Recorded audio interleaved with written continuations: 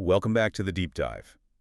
So today we are taking on what I think is a really critical mission. Oh, yeah. Yeah, we're going to try and master the language of genetic inheritance. We're talking about pedigree analysis. Ah, the family maps of genetics. Exactly. We've taken all the sources you sent us and built a deep dive that's really designed to be a shortcut, to get you from just seeing the symbols to actually understanding the strategy behind them. And it's so fundamental. Pedigree analysis isn't just a family tree. It's really the foundational visualization tool in medical genetics. A living diagram almost. That's a good way to put it. Whether you're tracking a rare disease, studying population traits, or even, breeding animals, this map is always square one.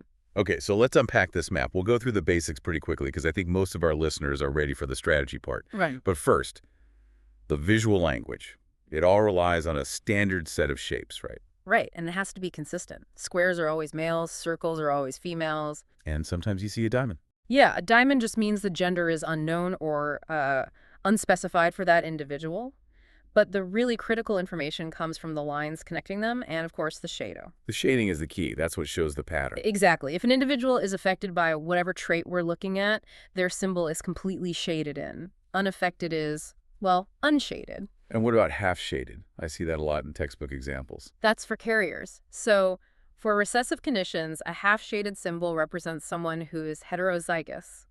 They carry the allele but aren't affected themselves. Got it. So once we have the individuals represented, we have to map the generations to keep the timeline straight.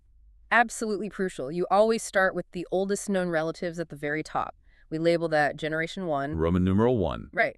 Then generation 3 and so on, moving down the page. Parents are linked by a horizontal line, the mating line, and their kids descend from a vertical line down to what we call a sibling line. And every single person gets a unique label like I1 or II5. Yes, so you can pinpoint them precisely. There can't be any ambiguity. I want to pause on that for a second. The standardization.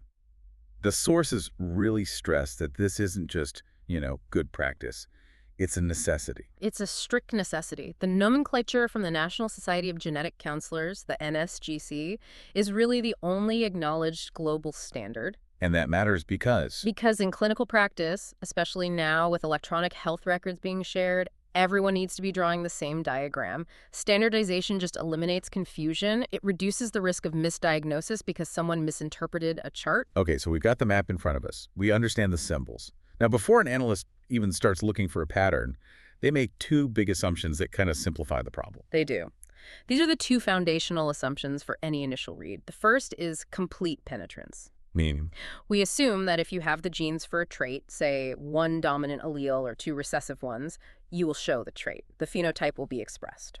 So, no hidden variables. We're assuming nothing else is masking the gene we're looking for. Precisely. And the second one, which is a major, major simplification, is the rare in population assumption. Okay. This means we assume the trait we're studying is, pretty rare in the general population. This lets us make a really practical assumption about people marrying into the family. That they're clean, genetically speaking. Basically, yes. We assume those outsiders have no disease alleles at all. They're not affected, and they're not even carriers unless we're explicitly told otherwise. That rare in population rule seems like a critical shortcut. But does that mean if the disease was actually common, like high blood pressure, you couldn't use that? You absolutely could not use it. If a disease is common, that assumption breaks down completely, and that's where the complexity really starts, and we have to bring in the more advanced statistical models we can talk about later. Right. But for these classic Mendelian traits, it's a key starting point. It's essential. It simplifies things immensely. All right, let's get into the interpretation toolkit, the actual rules for figuring out genotypes. What are the quick clues an analyst looks for? The very first step is linking what you see, the phenotype, to the allele. So for a dominant trait, the rule is incredibly powerful. Go on. If a person is unaffected, they cannot have any alleles for that dominant trait. A single dominant allele would make them affected, so they must be homozygous recessive. So if you're unaffected, you're clean.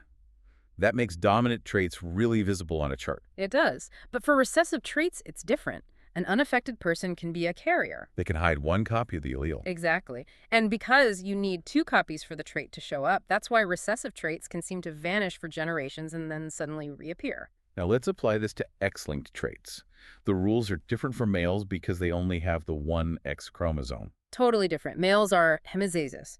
For any X-linked recessive condition, a guy only needs one copy of that allele on his X to be affected. A female needs two.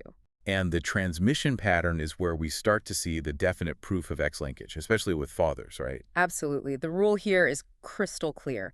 A father transmits his X-linked genes only to his daughters. He gives the Y to his sons. So if you see a son who supposedly inherited an X-linked trait from his father. Impossible. You can immediately rule out X linkage. The mother, on the other hand, passes an X to all of her children, sons and daughters. This brings us perfectly to the four main modes of inheritance. Let's try to break them down by their definitive characteristic, the one thing that either proves or breaks the case for each one. That's the most efficient way to do it. Okay, let's start with autosomal dominant, or AD. Let's look. The classic look is vertical transmission. The trait appears in every single generation, no skipping, but the indicator, the thing that proves it's autosomal, is male-to-male transmission. So if an affected dad passes the trait to his son, the son got a Y chromosome from his dad, so the trait must have been on an autosome, not the X. Exactly. That one observation rules out X linkage entirely. And since most of these AD diseases are rare, the affected people are usually heterozygotes, which is why you see that consistent non-skipping pattern. Okay, next. Yeah. Autosomal recessive, or AR. This is the one that plays hide and seek. It is. It can skip generations. We call that horizontal transmission. The single most important rule here, and the thing that tells you a dominant trait is impossible, is when you see two unaffected parents have an affected child. Right, because if the child is affected, they have two recessive alleles. Meaning they had to get one from each parent. And since the parents are unaffected, they must both be heterozygous carriers. That scenario immediately rules out AD. Okay, moving on to the sex-linked patterns. X-linked dominant, XD. For XD, the defining rule is all about the affected father. If a father is affected, he must pass the disease to all of his daughters. All of them. All of them, and none of his sons. So if you see a pedigree with an affected father and even one unaffected daughter, XD is out. It's impossible. That's a very powerful constraint. Okay, last one. X-linked recessive, XR. So with XR, visually, you tend to see way more affected males than females. But the definitive rule for falsifying it, the thing that immediately rules XR out, is seeing an affected daughter from an unaffected father. Wait, walk me through that again. That one feels a little counterintuitive. Why does an affected daughter mean her father has to be affected? Okay, so if the daughter is affected with an XR trait, she must have two recessive alleles on her X chromosomes, right? Right. One from each parent. So she got one from her father. But her father only has one X chromosome to give. If he gives her an X with a recessive allele, that's the only one he has. So because he's hemizygous, that single recessive allele means he himself must be affected. He must be. So if the chart shows him as unaffected, the trait simply cannot be X-linked recessive. It's a classic test to apply when you're solving these. Okay, we've covered the four modes, but this is where the sources kind of shift gears. They emphasize that the real job here isn't just observation. It's serious problem solving. It is. It's what's called effect-to-cause reasoning. We're trying to figure out the cause, the genotype from the effect, which is the pattern of phenotypes we see. Which is why a complete solution isn't just finding one pattern that fits. Never. A complete solution means you have to test and ideally falsify all three other modes. You have to prove why they don't work. And this is where we see the big difference between how a beginner and an expert approach this. Absolutely. A novice will just, count the affected people, which is often not very informative. An expert immediately scans for what we call informative family constellations. You mean those specific pairings we just talked about? Exactly. The unaffected parents with an affected kid, or the affected dad with an unaffected daughter. They look for those because those constellations allow for immediate exclusion, for falsification. They eliminate possibilities quickly. That's like the Sherlock Holmes method. Rule out the impossible. That feels way more efficient. It is. Okay, now let's go into the deep end. Because pedigrees aren't just for these simple yes or no Mendelian disorders. They're used for much more complex traits. Oh, absolutely. Pedigrees are critical for analyzing complex, multifactorial traits. And these aren't just binary, affected or not conditions. They're often quantitative traits. Things you can measure. Right. Things like height, hormone levels, bone density. And when you're dealing with traits like that, simple observation just breaks down. You have to build sophisticated mathematical genetic models. So we're moving from a visual rulebook to full-blown quantitative statistics. Can you give us an example? How complex do these models get? Well, the sources use the example of metacarpal cortical index, or CI, which is a measure of bone density. Now, you could just say affected or not affected, but it's a continuous trait that also changes with age. I see. So the major gene model they built had to explicitly account for genotype, sex, and age. How do you account for age in a genetic model? What does that even look like? It means you have to build in a slope coefficient. Think of it as a variable in your equation that literally measures the rate of change per year. So if bone density declines over time, your model has to capture that decline. Right. And not just that, they included a genotype sex-specific threshold, which defines the point in life when that decline, that loss of bone density, actually begins. So a person's status in the model isn't fixed. Their genotype determines the rate and the timing of their deterioration. That is a whole different world from a simple Mendelian on-off switch. It is. You move from a single probability to a function that models the entire life course of the trait, and as soon as you get to that level of detail, you slam right into another problem, how the data was collected in the first place. The statistical challenges. Yeah. The sources talk about ascertainment bias and likelihood correction. Ah. In simple terms, what are those? The challenge is that family data is almost never random. It suffers from ascertainment bias. Let's say you want to study a rare disease. You don't just randomly call people up. You start by finding a family that has the disease, usually through an affected patient in a clinic. So, Yeah. if I only study families that already have the disease, my results about how common it is or how it's inherited will be skewed high. I'm biasing the math before I even start. Precisely. You can't generalize your findings to the whole population without correcting for that bias, and that's where likelihood correction methods come in. You have to build a sampling model that accounts for how you found that family.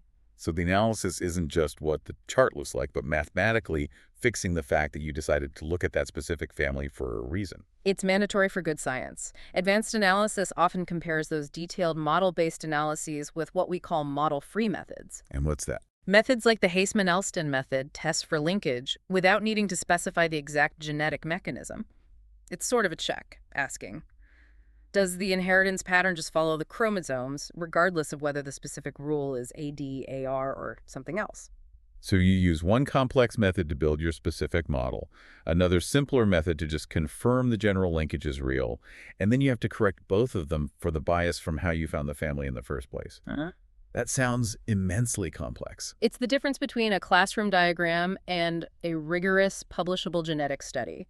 Correctly accounting for the sampling procedure and applying the right correction is often the hardest part of the whole analysis. Okay, let's just take a breath there. We started with squares and circles, and somehow we've ended up at slope coefficients and complex likelihood functions. That journey really shows the power of the pedigree, though. It gives us a simple, graphical way to start thinking about complex transmission. We went from the basic rules and that expert strategy of falsification to seeing that for real-world problems, the map is just the starting point for a deep computational analysis. So the ultimate utility of the pedigree is balancing that initial visual clarity with the computational necessity of handling messy, real-world data. It is. The map gives you the context, but the ultimate meaning of that data really hinges on the mathematical model you apply to it. That balancing act. That sounds like where the real science is. It is. You know, the greatest challenge in pedigree analysis is often not just determining the visible pattern on the page. It's correctly formulating the genetic model and the likelihood calculation to account for all those hidden real-world factors like population structure, how you sampled, that really determine what the family data truly means. So the visible pattern is just what nature shows you. And the statistical correction is what makes it honest science. A fascinating insight. The difference between just reading a chart and truly decoding genetics. Something for you to ponder the next time you look at any pattern and wonder how much of what you're seeing is actually driven by how you decided to look in the first place. That's all the time we have for this deep dive.